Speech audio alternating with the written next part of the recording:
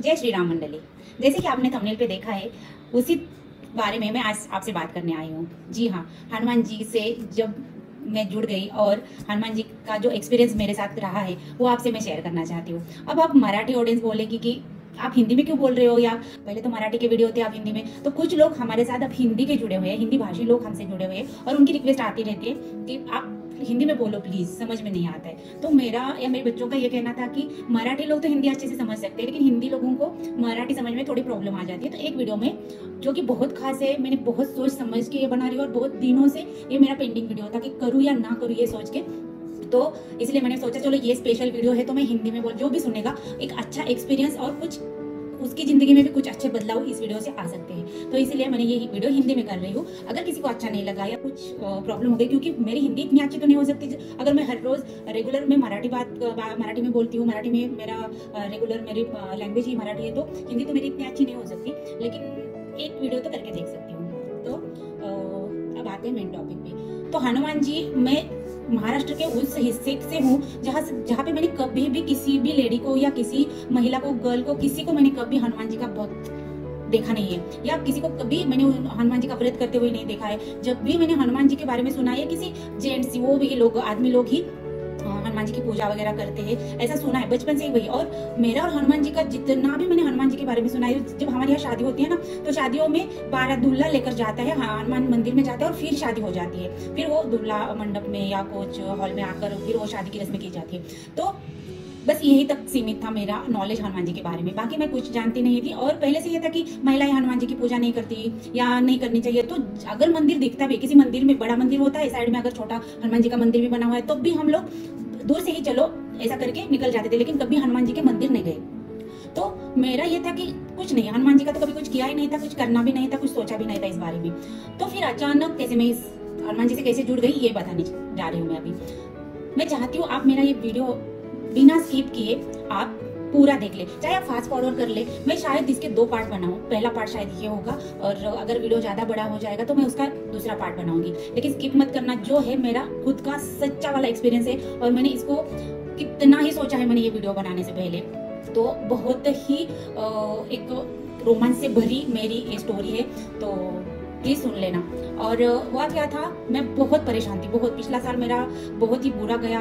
Tower movement के बारे में मैं बात करती हूँ ना, टावरों में उस तरह का मूवमेंट मेरी जिंदगी में आया और सारे सपने बिखरते हुए दिखाई दिए। ऐसा लगा मानो कुछ बचा ही नहीं है जिंदगी में।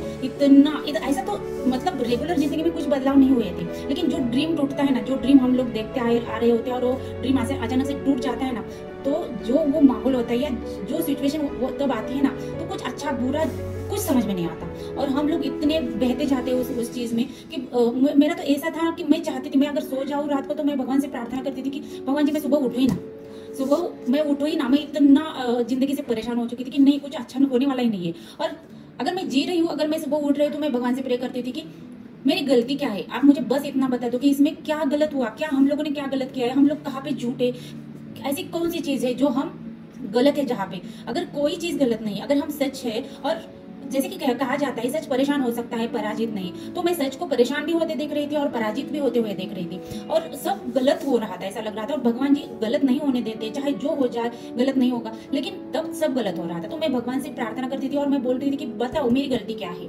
और उस मोमेंट में ना सबसे मुझे हिला देने वाली बात ये थी, जब मैं इस सिचुएशन में थी ना, तो मेरा अपना कोई मेरे पास नहीं था, कोई नहीं था। कितना मैंने इस बारे में सोचा, मैंने किसी से कोई मदद नहीं मांगी है, किसी से कोई शिकायत नहीं की है ना, मुझे कभी कोई पैसों की जरूरत नहीं थी, मैं किसी के घर नहीं जाने वाली थी। लेकिन पता नहीं क्यों मुझे आज तक इस सवाल का जवाब मिला भी नहीं है और मैं ढूंढना भी नहीं चाहती हूँ, लेकिन कोई नहीं था। 15 दिन तक मेरे मोबाइल पे किसी का एक कॉल नहीं आया था। उस सिचुएशन 15 दिन ऐसे थे मेरी जिंदगी के कि मैं राह देखती थी कोई फोन कर ले और बोल दे कि सब ठीक होगा, डोंट वरी, ये दिन भी निकल जाएंगे, लेकिन ऐसा नहीं हुआ, किसी का फोन नहीं आया। और तब एक ही मेरे पास साधन या कुछ ऐसा बोलो आपकी मोबाइल, टाइम पास के लिए मेरे बच्चे मेरे पास ला कर देते थे, तो मम्मी मोबाइल देख ले, चलो थोड़ा सा इधर उधर का। तो मोबाइल पे भी मैं ऐसी वीडियो देख रही थी कि चलो कुछ चमत्कार के होते हैं ना, 5 मिनट सुन लो, 5 मिनट सुनते ही आपको कॉल आ जाएगी, गुड न्यूज की कॉल आ जाएगी, 10 मिनट सुन लो, 1 घंटे में कॉल आ जाएगी, ऐसे जो भी ऐसे वीडियो होते हैं ना फेक वाले, वो भी मैं सुना करती थी। तो ऐसे करते करते मैंने एक वीडियो हनुमान जी के बारे में देखा, हनुमान चालीसा के बारे में देखा, फिर बागेश्वर धाम की वीडियोस, वहाँ पे उनकी कंट्रोवर्सी चल रही थी, वो नागपुर आए थे, कुछ धीरेन्द्र शास्त्री जी का कुछ चल रहा था, तो सारे न्यूज चैनल पे वगैरह धीरेन्द्र शास्त्री जी के इंटरव्यू चल रहे थे, तो उनका भी ये था कि हनुमान जी का कुछ। तो मैंने बोला चलो ठीक है, अगर हनुमान जी का इतना ही है, मैं ज़्यादा उस राइट रॉन्ग में पढ़ना ही नहीं चाहती, तो मुझे ये था कि मेरी सिचुएशन कैसे बदलेगी। तो अगर इतना ही हनुमान जी का सब जगह से मुझे मिल रहा है तो चलो ठीक है, मैं हनुमान चालीसा बोलती हूँ। तो हनुमान चालीसा का पाठ करने लगी। फिर मैंने हनुमान चालीसा का पाठ करते करते, मुझे वहाँ पे था ना, जो शत बार पाठ करे जो ही छूटे बंदी महासुख हुई, तो मैंने चलो हम 100 पाठ करके देखते हैं। 100 पाठ किए। फिर एक दिन ऐसा होता था ना कि अगर मैं एक पाठ करने बैठी हूँ तो मैंने 100 पाठ पूरे कर ले, मैं उठी नहीं। करते करते मुझे ऐसा लगा कि चलो आज एक पाठ करते नहीं है, चलो आज 100 पाठ पूरे कर देते हैं। तो मैंने वो भी कर लिया। मैं हर रोज हनुमान चालीसा पढ़ती थी। लेकिन जैसे कि धीरेन्द्र शास्त्री जी बोलते हैं ना, अगर आपकी प्रेयर हनुमान जी ने सुन ली तो हनुमान जी आपको सपने में वानर के रूप में दर्शन देते हैं, या फिर आपको कहीं पे भी वानर दिखाई देते हैं। तो मेरे साथ ऐसा कुछ नहीं हो रहा था। तो मुझे लग रहा था कि मैं कहाँ पे गलत जा रही हूँ, क्या हो रहा है, मैं इतना कर रही हूँ। मैंने ब्रह्म मुहूर्त पे हनुमान चालीसा का पाठ करके देखा, मैंने रात को 12 बजे हनुमान चालीसा जो जैसे बोल रहा था ना, और मेरा साधन ये था कि यूट्यूब पे देख के मैं सब कुछ कर ले, सबको सुन रही थी। और जो टाइम जिसने बोला है ना, उस टाइम मैं हनुमान चालीसा का पाठ करती थी। लेकिन मेरे साथ ऐसा कुछ नहीं हो रहा था कि चलो एक बार मुझे ऐसा भी लगे चलो हे भगवान जी मेरे साथ है, तो ऐसा कुछ नहीं हो रहा था। फिर मैंने बच्चों के साथ जाकर हनुमान मंदिर में वो नारियल का होता है ना, रेड का कपड़े में नारियल बांधकर अपनी विश बोलकर वो रख लो, वो भी कर लिया। लेकिन फिर भी मुझे ना सपने में हनुमान जी दर्शन दे रहे थे, ना मुझे सामने से कोई वानर जी या कुछ ऐसे रूप में दिखाई नहीं दे रहे थे। फिर मैं सोच रही थी कि ये मेरे साथ ऐसा क्यों हो रहा है, कि मेरे से क्या कहाँ पे गलती हो रही है, या क्या हुआ है मेरा ऐसा, मेरा कुछ कर्म ऐसे गलत हुए हैं, या क्या हुआ है जो मुझे ही नहीं पता कि मतलब मेरी गलती कहाँ हो रही है, ये मुझे पता ही नहीं चल रहा था। फिर ऐसे करते करते मेरे बच्चे, उस दरमियान मेरे बच्चे मुझसे कह रहे थे मम्मी आप ज्यादा इसमें मत इन्वॉल्व होना, क्योंकि श्रद्धा और अंधश्रद्धा में एक थिन लाइन होती है और आप शायद वो क्रॉस कर ले हो, आप पागलों की तरह उसके पीछे पड़े जा रहे हो, तो आप ज्यादा मत देखो। तो बीच में मैंने वो वाले वीडियो देखना बंद कर लिया, सिर्फ मैं हनुमान चालीसा का पाठ करती रहती थी। तो फिर एक दिन मेरे सामने एक वीडियो आई कि हनुमान जी का एक्सपीरियंस बता रही थी वो लेडी, उसका फोटो था यहाँ पे जो इंटरव्यू ले रहा था उसका फोटो, और नीचे कुछ हनुमान जी और मैं, और कैसे हनुमान जी ने मुझे दर्शन दिया, कुछ ऐसा था टैगलाइन। तो मैंने स्किप कर दिया, मुझे नहीं देखना है करके। फिर दूसरे दिन वही वीडियो मेरे सामने आ गया, फिर मैंने स्किप कर दिया। फिर तीसरे चौथे जितनी बार भी मेरे सामने, मुझे देखना ही नहीं अभी कुछ, जो मैं कर रही हूँ इससे ज्यादा तो कोई नहीं कर सकता, मुझे ऐसा लग रहा था। तो मुझे देखना ही नहीं अभी, क्योंकि मैं बहती जाती हूँ, जो कोई जिसका भी मैं सुनती हूँ ना, तो मैं उसमें बहती जाती हूँ, ऐसा मुझे लग रहा था। इसलिए मैंने देखना ही छोड़ दिया था, किसी के भी एक्सपीरियंस सुनना या किसी चमत्कार के बारे में देखना। तो उसके बाद क्या हुआ, फिर बात जब भी मैं मोबाइल खोल रही हूँ वही वीडियो मेरे सामने आ रही है। और आपको मैं बता दूं, शायद वो हनुमान जी के बारे में ही सिर्फ वो वीडियो बनाते हैं, मिस्टीरियस स्टोरीज ऑफ हनुमान करके कुछ ऐसा कुछ चैनल है वो, अगर मुझे मिल जाए ना फिर मैं आपको वो लिंक भी भेज दूंगी।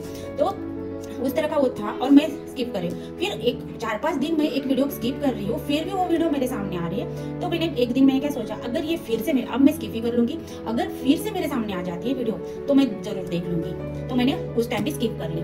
फिर अगले दिन शाम को 3-4 बजे मैंने ऐसे मोबाइल देख रही थी, तो फिर से वही वीडियो मेरे सामने आई। तो मैंने एक बार सोचा और चलो अगर मेरे लिए कुछ मैसेज होगा तो शायद हो सकता है कि मैं देख लूं, या कुछ मेरा फायदा हो सकता है इससे। तो मैंने वो वीडियो ओपन कर ली। वीडियो ओपन करने के बाद मुझे पता चला कि कोइंसिडेंसली वो वीडियो हिंदी में ही थी, लेकिन जो लेडी थी वो महाराष्ट्रियन थी, जो दिल्ली में रहने गई थी, और उसका सेम एक्सपीरियंस था। आपको वो मिलेगा ना मुझे वीडियो, तो मैं आपको जरूर भेजूंगी। उसका सेम एक्सपीरियंस था कि वो भी हनुमान जी की प्रेयर बचपन से करते आ रही थी, और बाद में हुआ ये कि उसने हनुमान जी को छोड़ के साईं बाबा की भक्ति करने लगी। और मेरा भी कुछ ऐसा था, और बस उसके सपने में ना सिर्फ राम राम राम उसको सिर्फ सपने में भी दिखाई देता था। तो मुझे ऐसा क्लिक हुआ उसके बाद, और मेरे आंखों से ऐसे आंसू टपकने लगे। मेरा पूरा मतलब पास्ट मेरे सामने आकर खड़ा रह गया, क्योंकि मेरा ये था कि मैं जब 8th-9th स्टैंडर्ड में थी, तो मेरे घर वाले जहाँ से मैं बिलोंग करती हूँ वहाँ सब के सब लोग ऐसे भगवान पे भरोसा करने वाले, पूजा पाठ करने वाले, और सब दीक्षा सब में ली हुई थी। तब एक मुझे याद आया कि मैंने भी बचपन में दीक्षा ली हुई है, और वो जहाँ पे दीक्षा का मंत्र रहता है ना, जब हम अनुग्रह, जिसको मराठी में अनुग्रह बोलते हैं और हिंदी में शायद दीक्षा बोलते हैं, तो दीक्षा लेते वक्त हमें कान मंत्र दिया जाता है जो कि गुरु मंत्र कहा जाता है। और गुरु मंत्र बोलने के लिए वो उनका एक रूल होता है कि हर सुबह वो बोलना है। हम जब नहा के आते हैं तो पहला काम वही करना है कि हमें वो गुरु की पूजा करके गुरु मंत्र बोलना है। और मेरा गुरु मंत्र जो कि था श्री राम जी से रिलेटेड था। तो मुझे ऐसा लगा, मैं शादी के बाद क्या हुआ ना कि मेरे घर वालों को ज्यादा अच्छा नहीं लगता था ये सब करना, पूजा पाठ वगैरह, तो इससे बहुत ज्यादा कंट्रोवर्सीज बढ़ रही थी। तो मैंने क्या कर दिया कि छोड़ दिया, चलो भगवान जी अगर किसी को इस घर में पसंद नहीं है तो ये आपकी ड्यूटी बनती है। मैंने उनको बोला कि आपकी ड्यूटी बनती है भगवान जी कि आप मेरे घर वालों को मनाए या उनकी आंखें खोल दे कि ये ऐसा कुछ गलत नहीं है जो मैं कर रही हूँ, बस भगवान जी का नाम ले रही हूँ, सुबह सुबह माला जपनी पड़ती है और उसके बाद ही हम रेगुलर काम कर सकते हैं, ऐसा रहता है दीक्षा के बाद। तो मेरा छूट गया। उसके बाद हम सेपरेट हो गए, हम अलग हो गए, मेरी फैमिली अलग हुई, लेकिन जो मुझे वापस से करना चाहिए था वो मैंने किया ही नहीं, मेरे ध्यान से ही चला गया या मेरे रेगुलर शेड्यूल से वो गायब हो गई चीज़। तो फिर मैंने कभी सोचा ही नहीं, बस मैं मानती थी उनकी फोटोज में, जो मेरे गुरु है उनकी फोटोज मेरे घर पे थी, मैं उनकी पूजा करती थी, लेकिन बस वो मंत्रा चांट नहीं कर रही थी। तो फिर उस दिन मेरी आंखें खुल गई और मेरी आंखों से इतने आंसू टपक रहे थे कि शायद मुझे हनुमान जी ये बता रहे थे कि आप मुझे तो बुला रहे हो, आप मुझे याद कर रहे हो, आप मेरी पूजा कर रहे हो, लेकिन जिसकी पूजा मैं करता हूँ उसको आपने तो छोड़ दिया है, आप उसको तो याद नहीं कर रहे हो। तो मुझे ऐसा, मेरी आंखें खुल गई और मैंने क्या कर दिया, फिर मैंने सब इतनी बार माफी मांग ली कि मेरे से क्या हो गया, ये मैंने क्या कर दिया। और मैंने मेरा जो मंत्रास वगैरह थे, मेरा जो चैंटिंग, तो मैंने इतना, आप सोच लो मैंने अगर हनुमान जी की इतनी भक्ति कर ली है तो मैंने कितना किया होगा चैंटिंग, मैंने बहुत ज्यादा, जितना मैंने आज तक मिस किया होगा ना उससे कई ज्यादा मैंने मंत्रा चैंटिंग की होगी। मैंने काउंट भी नहीं किया और जितने काउंट किए वो मुझे बताना भी नहीं, क्योंकि मैं उसका मतलब मैं उसको क्या करते उसका क्रेडिट नहीं लेना चाहती हूँ या कुछ। मैंने जो भी किया अपने लिया गया है, मैंने मिस किया था उसका पछतावा मुझे इतना हो रहा था ना, मैं बस वही कर रही थी दिन रात, वो भी कर लिया, लेकिन फिर भी मुझे हनुमान जी दर्शन नहीं दे रहे थे। तो मुझे ऐसा लग रहा था कि ये मेरे साथ हो क्या रहा है, मैं तो सब कर रही हूँ, जो जैसा आप बोल रहे हो वैसा मैं कर रही हूँ, मैंने माफी भी इतनी बार मांगी है जो भी मुझसे गलती हुई है, तो फिर भी मुझे माफ क्यों नहीं किया जा रहा है। ठीक है चलो हो गया, अभी मैंने उसका भी पूरा रेगुलर शेड्यूल में मैंने वो ला दी चीजें कि मैं कर रही हूँ, तो फिर भी ऐसा क्या मुझसे छूट रहा है कि मेरे साथ मेरे हनुमान जी नहीं जुड़ पा रहे हैं या वो मुझे माफ नहीं कर पा रहे।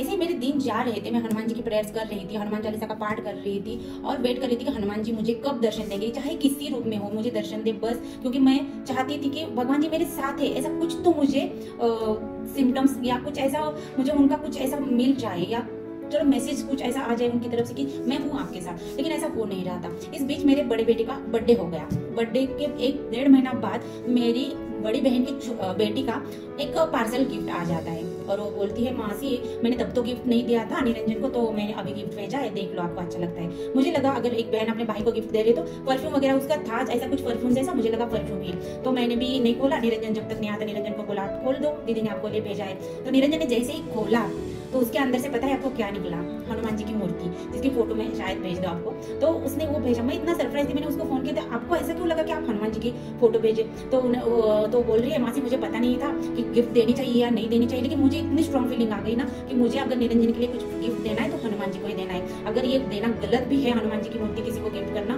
तो पता नहीं मासी, लेकिन मुझे भी कुछ समझ में नहीं आ रहा था कि मैं क्या दूं, तो मुझे ऐसा लगा कि बस मुझे हनुमान जी की मूर्ति देनी है, तो उसने वो दे दिया। मुझे इतनी खुशी हुई थी तब कि चलो हनुमान जी किसी ना किसी रूप में मेरे घर में आए। तो उसके बाद क्या होता है आपको पता है, उसके बाद मैं हनुमान जी की पूजा, हनुमान जी को ऐसा पूजा करते समय ऐसा होता है ना, जब भी कोई महिला हनुमान जी से पूजा करती है तो उसको उनके साथ कोई रिश्ता, बहन या माँ का रिश्ता छोड़ना पड़ता है। तो मैंने भी उस तरह से उस रूल को फॉलो करके हनुमान जी की पूजा करना शुरू कर दिया। तो उसके बाद क्या होता है ना, मैं सपने में मैं सो गई हूँ और सपने में मैंने देखा है कि मेरी पूरी फैमिली कहीं किसी मंदिर में गए हुए, जो पुराना बहुत पुराना जो ब्लैक पत्थर का होता है ना, वो मंदिर ऐसा महादेव के मंदिर होते हैं शंकर भगवान जी के, उस तरह का वो मंदिर है, और वहां से सब लोग ऐसे राम जी की मूर्तियां लेकर मेरे फैमिली मेंबर जा रहे हैं। मैं सोच रही हूँ राम जी की मूर्तियां या राम जी की पिक्चर्स लेकर क्यों जा रहे हैं लोग। मैंने दूसरे दिन सुबह उठकर सोचा कि ऐसा क्यों हुआ, ऐसा क्यों हुआ, सब मुझे राम जी की।